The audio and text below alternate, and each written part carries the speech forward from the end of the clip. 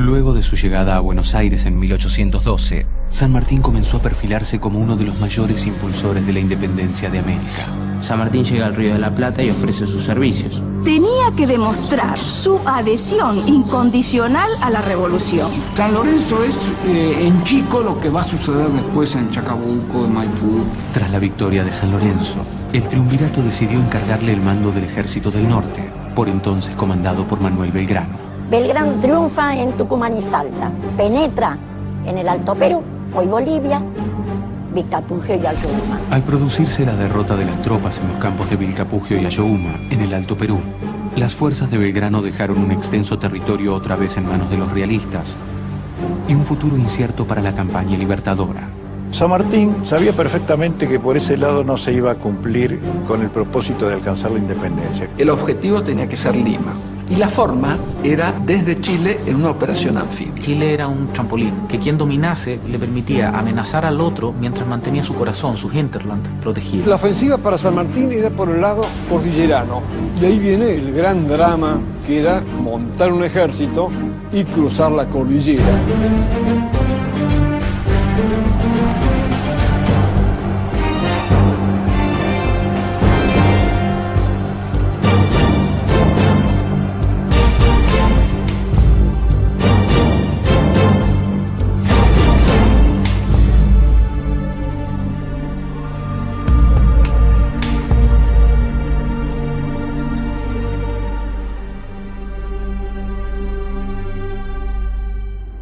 Hacia fines de 1813, luego de producirse la derrota de las tropas en los campos de Vilcapugio y Ayohuma, el triunvirato pone a San Martín al frente del Ejército del Norte, por entonces comandado por Manuel Belgrano. Cuando se encuentran San Martín y Belgrano, naturalmente se entienden, porque eran personas igualmente subordinadas, disciplinadas, y que tenían un objetivo superior, que era el triunfo de la causa de la libertad.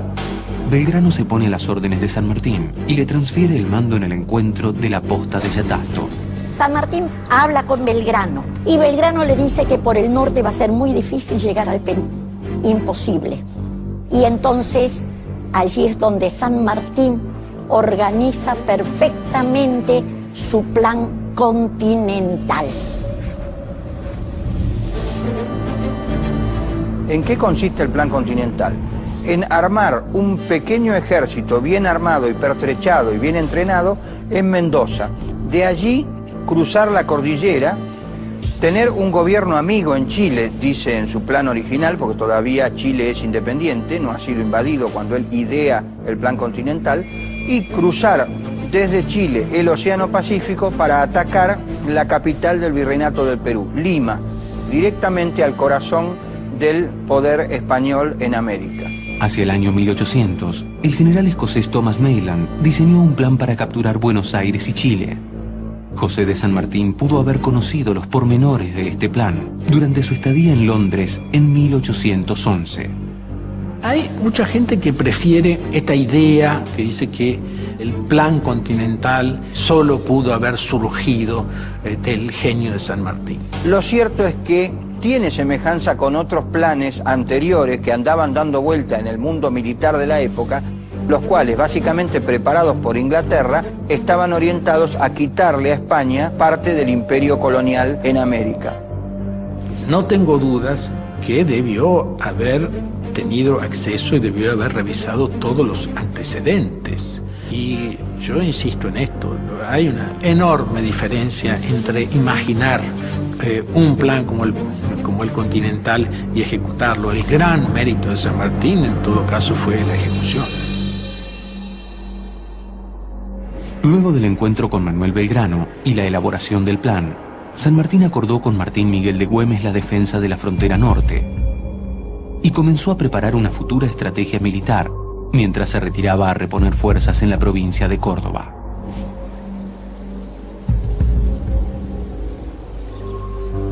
Él se retira del norte alegando que está enfermo. Él tenía una úlcera provocada por las tensiones políticas, económicas, militares, naturalmente, y cuando se alejaba del ejército, cuando iba a reparar su salud con licencia a Córdoba, se curaba.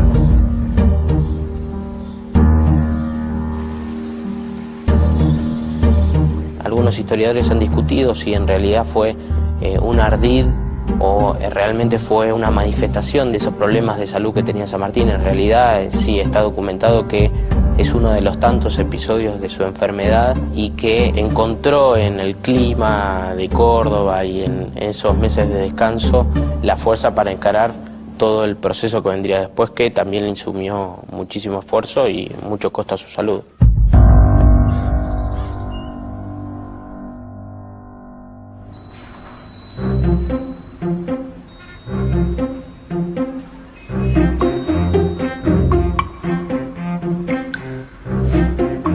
En 1814, Gervasio Antonio Posadas nombró a San Martín gobernador de Cuyo como primer paso para establecer la campaña hacia Chile y Perú. Con solo 36 años, se hizo cargo de los destinos de la región. San Martín fue a Mendoza, como todos sabemos, y no solamente quiere ser el comandante en jefe de las tropas, sino que también pide el mando político para ser el que realmente no tuviera trabas en su acción de gobierno.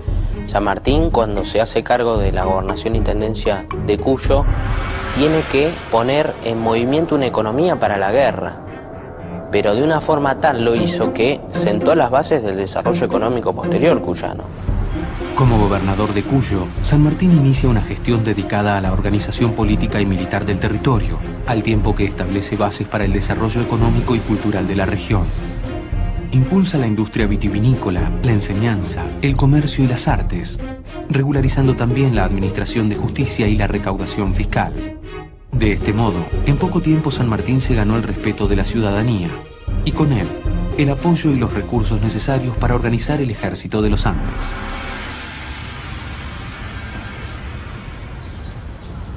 El arribo de San Martín a Mendoza es casi simultáneo a la noticia de la derrota del bastión chileno en Rancagua.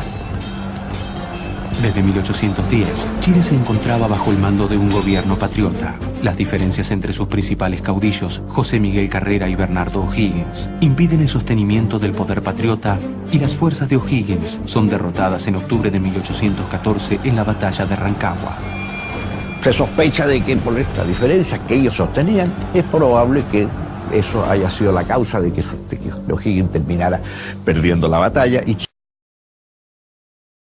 establecerse el régimen español absolutista, y los chilenos debieron emigrar a Mendoza. Huyendo de los realistas, un contingente de 500 familias patriotas atraviesa la cordillera liderados por Bernardo O'Higgins, quien ofrece sus servicios a San Martín y participa en la creación del Ejército de los Andes. O sea que el plan de San Martín, que había sido cruzar la cordillera para llegar a un país aliado, había fracasado. Y eso alteró las previsiones y dilató 2 años, hasta 1816-17, el cruce de la cordillera. Ya no era ir a un país amigo, era un país dominado por los enemigos.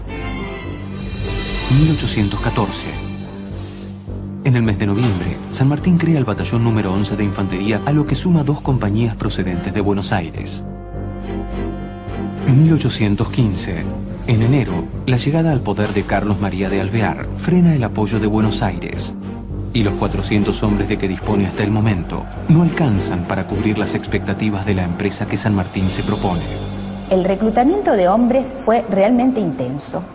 Hay una frase maravillosa de Tomás Guido que le dice: haremos soldados de cualquier bicho, ¿no? Como diciendo, aquí hay que transformar soldados y para hacerlos es necesario invertir en ellos. Esa inversión se traducía en obtener recursos para equiparlos y también para surtirlos de un ingrediente que va a ser fundamental, que va a ser el salario. La falta de fondos para contratar soldados profesionales obliga a San Martín a reclutar tropas por la fuerza. Uno tiene que tener presente distintos aspectos: la adhesión personal a partir de convicciones o defensa de intereses, pero por otro lado el reclutamiento obligatorio, la leva.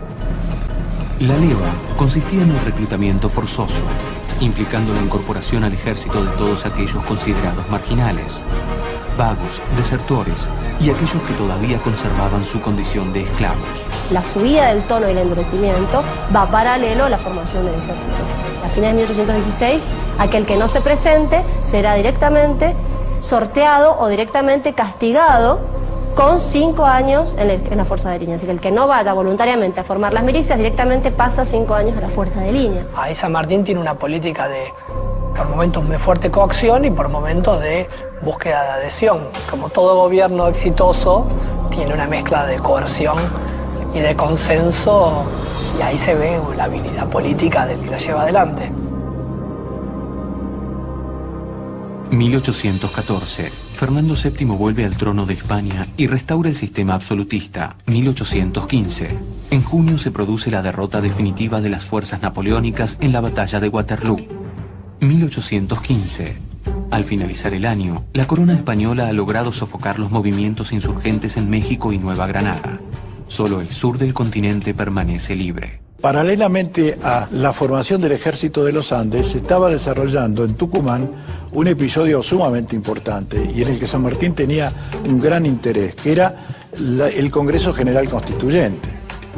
Cuando San Martín envía diputados de su provincia al Congreso que se reúne en Tucumán, la directiva que les da es la declaración de la independencia. Él necesitaba partir de un Estado independiente para dar la independencia a otro Estado. Si no, como iba a Chile, decirles traigo la independencia, le podían contestar, y si todavía no son independientes ustedes. En el mes de julio, en Tucumán, el Congreso declara la independencia de las Provincias Unidas, una medida imprescindible para la concreción de la campaña hacia Chile. El apoyo definitivo para el Ejército Libertador llegaría de la mano del director supremo Juan Martín de Pueyrredón. Pueyrredón le da todo a San Martín, todo. Hay una correspondencia interesantísima, sabrosa, muy conocida. San Martín siempre se queja que le faltan recursos. Aquella insistencia constante de San Martín pidiéndole cosas a Pueyrredón se exterioriza en aquella célebre carta en que le dice: van los clarines, van los tambores, van los fusiles, van los cañones, va el diablo, va todo. Si usted sigue así, terminaré colgado en uno de los tirantes del fuerte. Con la reestructuración de la tropa, la creación de escuadrones auxiliares y el apoyo irrestricto del gobierno de Buenos Aires, la fuerza expedicionaria estaba casi completa. Esto significaba para San Martín la concreción de un gran anhelo, pero implicaba también la certeza de que pronto se alejaría de su familia. Sin duda, esta época de Remedios y José en Mendoza fue la más feliz del matrimonio, porque fue el tiempo que vivieron más juntos. Ella lo acompañaba siempre. Remedios insistía en que quería cruzar la cordillera, así que ella alguna capacidad tenía. Lo que no tenía era salud. El nacimiento de su hija Mercedes, única hija del matrimonio, será un nuevo motivo de festejo que opacará momentáneamente los problemas de salud de Remedios. La felicidad que le ofrece la vida familiar se une al clima de gesta que vive la ciudad ante la inminencia de la expedición a Chile. A fines del 16, San Martín pide una bandera que identificara especialmente al Ejército de los Andes. Y en una Navidad de 1816 pide a las señoras que están presentes que le borden una bandera. Efectivamente lo hacen, la confeccionan y la bordan, y le ponen el escudo de las Provincias Unidas. Creada según el diseño del propio general, la bandera del Ejército de los Andes reflejaba el ideal sanmartiniano: libertad, igualdad y fraternidad, herencia de la Revolución Francesa, laureles simbolizando la gloria y un elemento propio y distintivo, las montañas de América, cuya extensión se proponía liberar. La dedicación y el cuidado con que fue confeccionada se advierte en los detalles. Los ojos del sol fueron adornados con perlas de un collar de remedios de Escalada. No solamente las damas mendocinas, como se dice, encabezadas por doña Remedios de Escalada, dieron sus alhajas, sino que hubo una donación de todo lo que se tenía, y ese sentimiento, ese espíritu de estar en una comunidad que se estaba formando gracias al esfuerzo de todos, se trasladaba a los soldados en el valor del combate.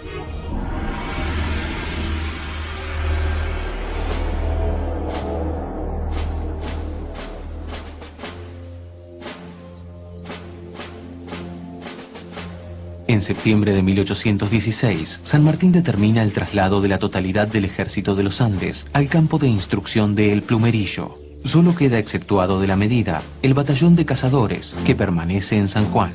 Ahí, en una forma muy rígida, San Martín comienza a preparar su ejército con una profesionalidad, si se puede decir, que no se había visto en el país. El ejército de los Andes, bajo las órdenes de San Martín, quedaba conformado de la siguiente manera: cuartel general y estado mayor a cargo de Bernardo O'Higgins y Estanislao Soler. Las fuerzas de línea, compuestas por el batallón número 1 de cazadores, los batallones número 7, 8 y 11 de línea, el batallón de artillería y el regimiento de granaderos a caballo. La estructura bélica se completaría luego con las especialidades de barreteros de minas, arrieros y vaqueanos, a lo que se sumó la vicaría castrense y los cuerpos de sanidad y bagajes.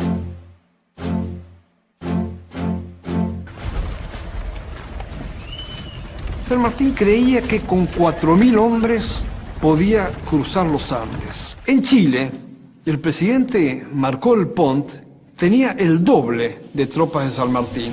Lo que pasa es que Marcó el Pont no sabía por qué punto se iba a cruzar la cordillera.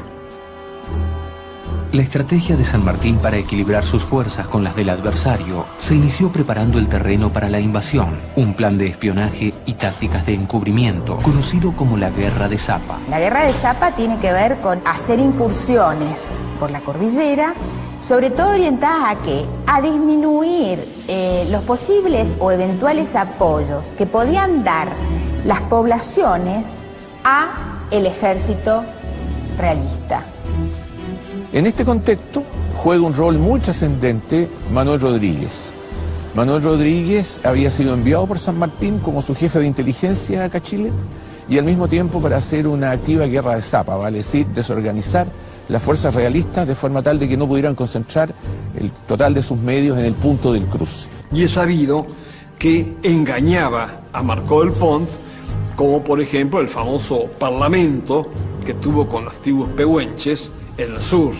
En el 16 San Martín necesita que los indios participen en esta estrategia. ¿De qué manera? Haciendo difundir la noticia falsa de que todo el ejército iba a ir por el sur.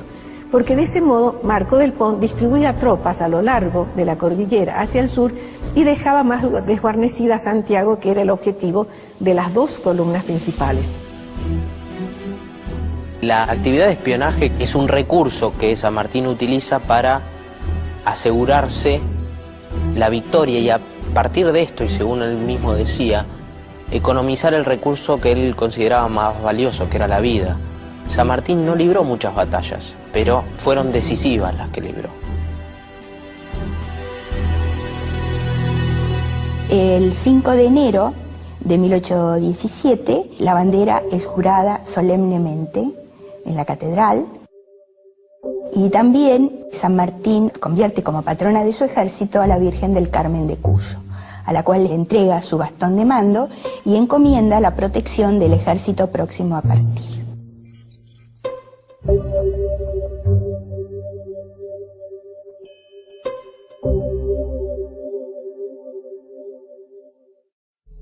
San Martín calculaba, pero con precisión matemática, lo que debía ser el ejército y por dónde debía cruzar la cordillera. Y más que los hombres que le hacían falta para la empresa, lo asustaba, lo dijo casi en esos términos, la mole, el macizo andino, que era algo pavoroso de ver desde Mendoza.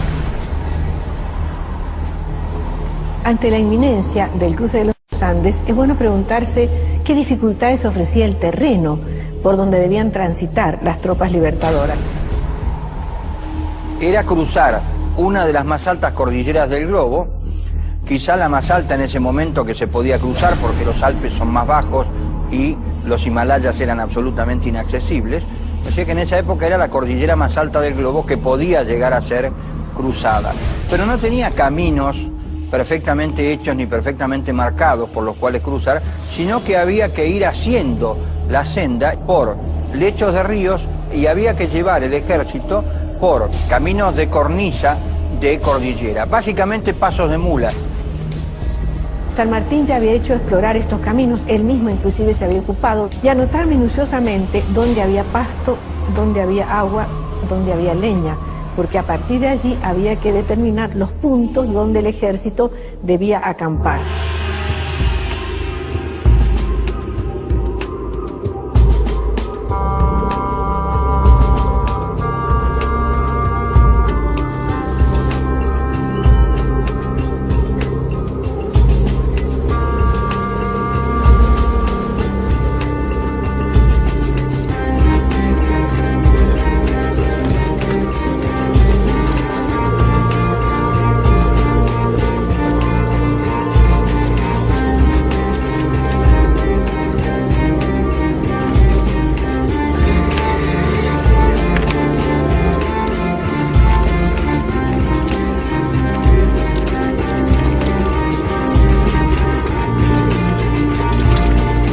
otro problema es las alturas que tiene que superar.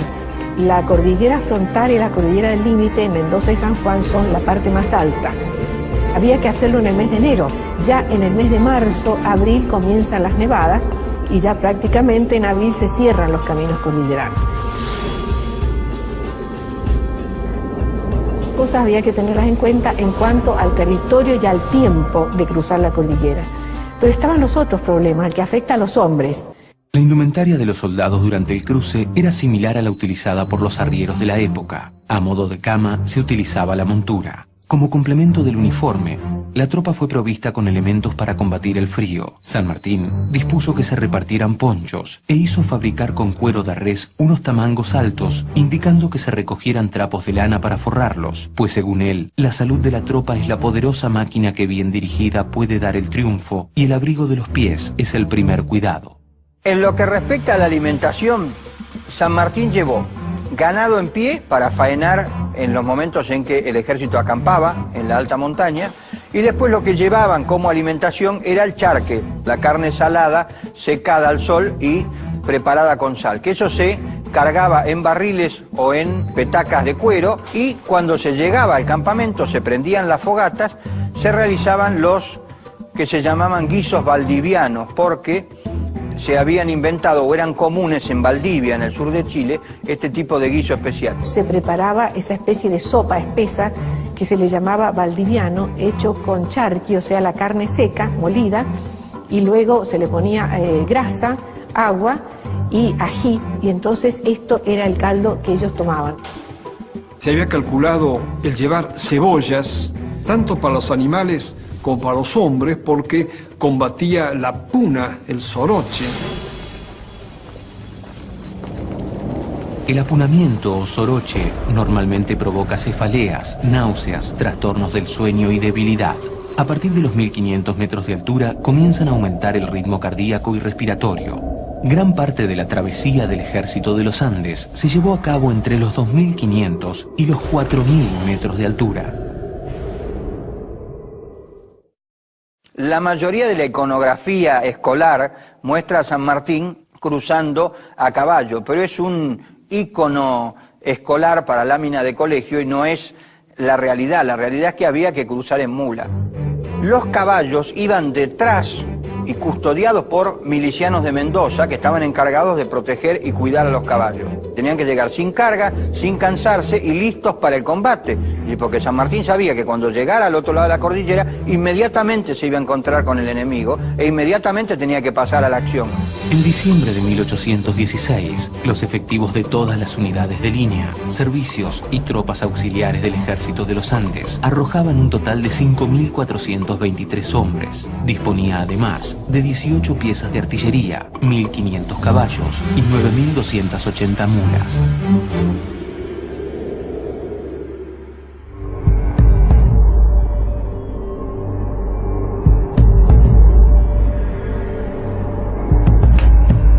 Finalmente, para enero de 1817, San Martín estuvo en condiciones de iniciar el cruce de los Andes. Uno analiza la preparación y se da cuenta cómo no omitió detalle, es decir, es la obra de un gran organizador militar. ¿Cuándo comienza esta epopeya sanmartiniana que es el cruce de los Andes? Las columnas inician su marcha el día 9 de enero. Normalmente nosotros festejamos acá en Mendoza el 18, pero el 18 era partida de la columna de las Heras. Ya habían comenzado a salir antes. El 9 de enero de 1817 se inició el cruce de los Andes con la partida de la columna liderada por Juan Manuel Cabot. El día 14 salió la columna de Ramón Freire, con dirección sur. 4 días después, la columna de Gregorio Las Heras se puso en marcha, seguida por el contingente de artillería a cargo de Fray Luis Beltrán. Entre el 20 y hasta el 24 de enero, en forma escalonada, se puso en movimiento la columna principal. Finalmente, el día 25, San Martín se despidió de Mendoza para incorporarse a la marcha. El 25 en la madrugada sale San Martín de la ciudad de Mendoza, luego de haber enviado una nota muy linda, muy conceptuosa al Cabildo, despidiéndose de los habitantes de Mendoza para incorporarse a esa columna.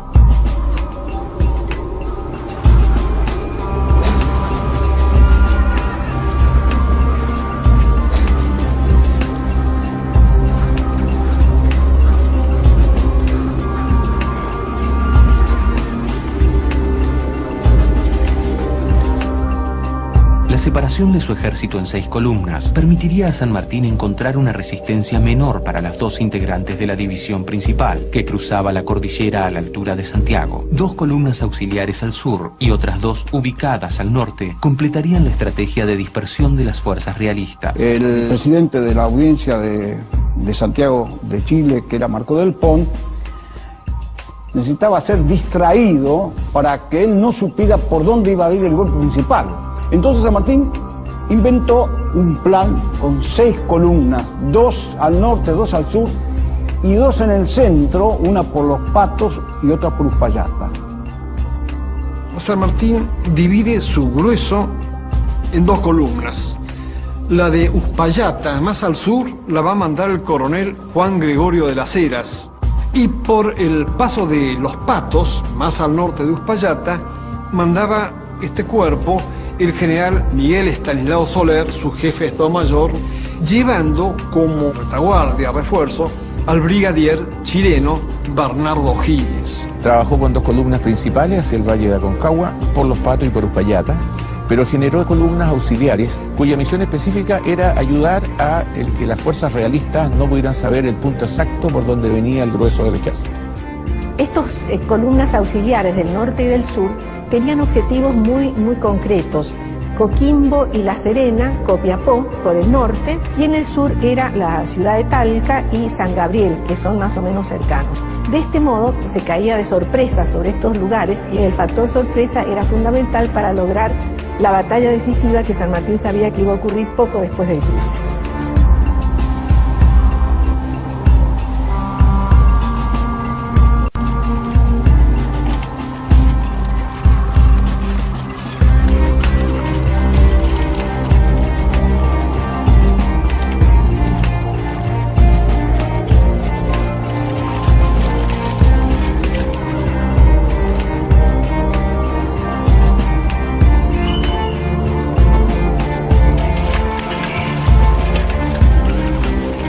Por el lado de la columna de las Heras, cruza desde el campo de instrucción la estancia de Canota y luego por la quebrada de Santa Elena desemboca en lo que hoy es la villa de Uspallata, que en aquel momento era la estancia.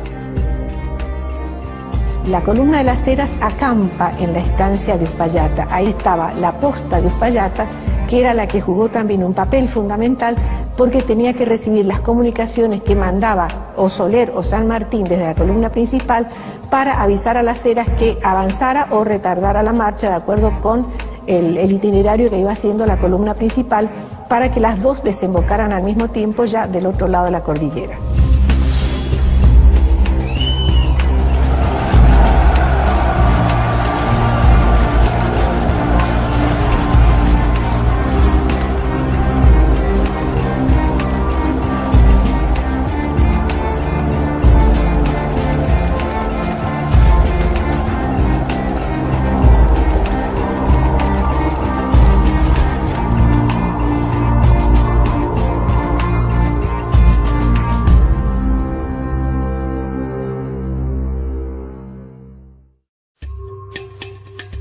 El avance de las columnas principales se inició por el norte de Mendoza, atravesando Las Higueras, Las Cuevas y Yalguarás. Ya en la provincia de San Juan, estableció su cuartel general en la estancia Manantiales. Desde allí, la tropa cruzó por el paso de las Yaretas o Los Patos hacia Chile. En Manantiales, San Martín establece prácticamente su campamento más importante. Allí había hecho llevar ganado en pie. Hay que pensar que los campamentos duraban un día, al día siguiente emprendía la marcha, de manera que era dormir a la intemperie usando el recado de la mula, de la cabalgadura, como almohada y tapándose con las mantas que tenían que llevar o con el propio capote que llevaban como parte de su uniforme.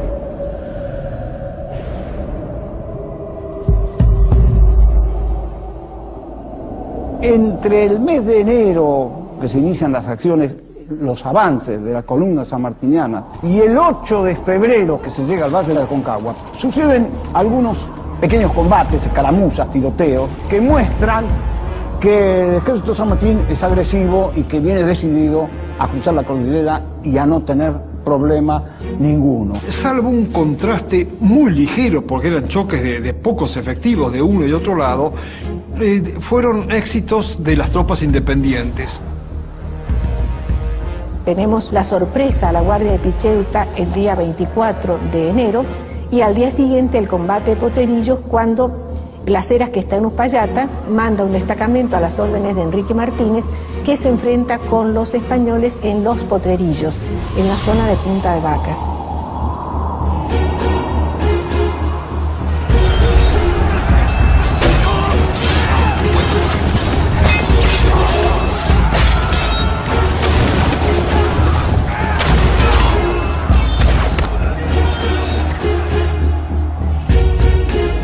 Para San Martín, la liberación del territorio chileno era una empresa claramente amenazada por dos obstáculos: las tropas realistas, que esperarían al ejército una vez atravesada la cordillera, y la propia naturaleza, cuyos accidentes principales diezmarían la fuerza de las tropas patriotas. Un tramo dificilísimo para la columna principal fue, por ejemplo, ascender el Espinacito, la cordillera del Espinacito en San Juan.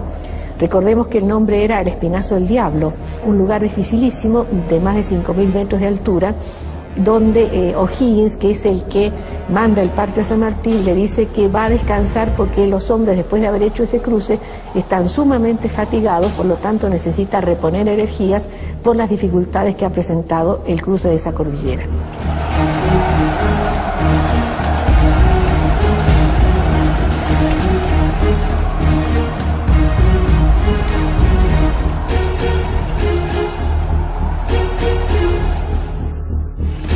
La columna de Cabot atravesó San Juan, donde integró a sus fuerzas a una partida de milicianos y franqueó el paso de Guana. Luego de promover la insurrección en la región, el 15 de febrero entraba triunfante en Coquimbo.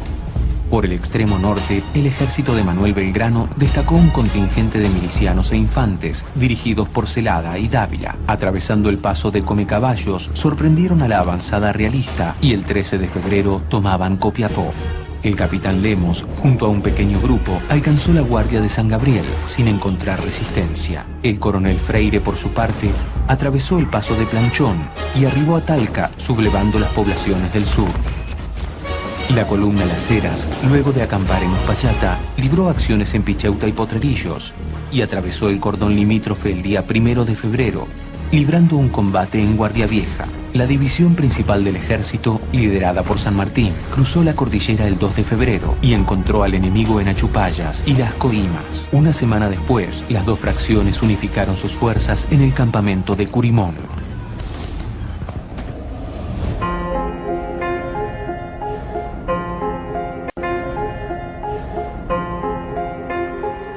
El ejército tuvo 300 bajas, entre heridos y muertos, en el cruce de la cordillera. Y eso, para un ejército de 3.800 hombres, es una baja importante, es un número importante. De las 10.000 mulas que iniciaron la marcha, murió la mitad. Pero esa mitad murió no por frío, sino por hambre. Las otras grandes cantidades de bajas fueron debidas al frío de la noche. Sucedía de dos maneras: o porque se quedaban dormidos en lugares en donde estaban solos, es decir, por ejemplo, estaban de centinelas y el frío los adormilaba y morían congelados, o en el campamento no tomaban las previsiones de abrigo suficientes y morían congelados a la noche al dormir. En el informe oficial dirigido al director supremo, el general San Martín deja constancia que entre los que perecieron por el frío, los enfermos y las deserciones, ha perdido unos 400 hombres. Entre los pertrechos malogrados, se cuenta la pérdida de la mitad de las mulas y una tercera parte de los caballos. El cruce de la cordillera es una operación militar digna de ser estudiada, y así lo fue en muchas academias internacionales. La campaña de los Andes no tiene comparación en el mundo, se le asemeja en algo, si se quiere, la campaña de Napoleón. El cruce de los Andes de San Martín es comparable, sí, al de Aníbal, al de Napoleón en los Alpes, pero con una gran diferencia. Aníbal y Napoleón cruzaron los Alpes para conquistar. San Martín cruza los Andes para liberar. Por eso, algún historiador ha dicho que el cruce de los Andes, por las características que tiene y por los obstáculos que venció y por la estrategia con que fue planificado, fue la primera gran batalla de la campaña libertadora de Chile. Después vendrían Chacabuco y Maipú, pero si no hubiera existido el cruce, no se hubiera logrado lo demás.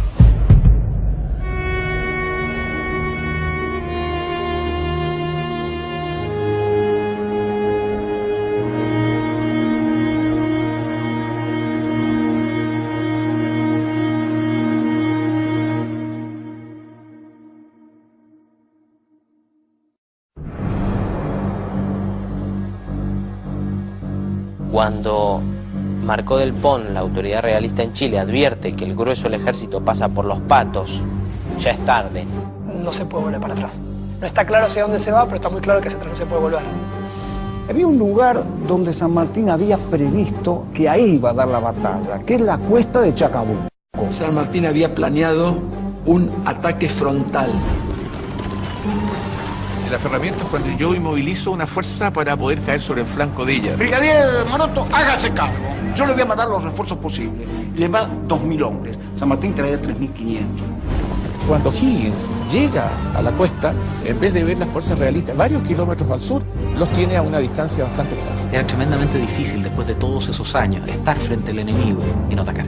San Martín había dado instrucciones de no atacar a los realistas. Y O'Higgins se precipitó, no cumplió las órdenes. Casi compromete toda la batalla de Chacabuco y con ella todo el tremendo esfuerzo de montar un ejército y de cruzar los Andes.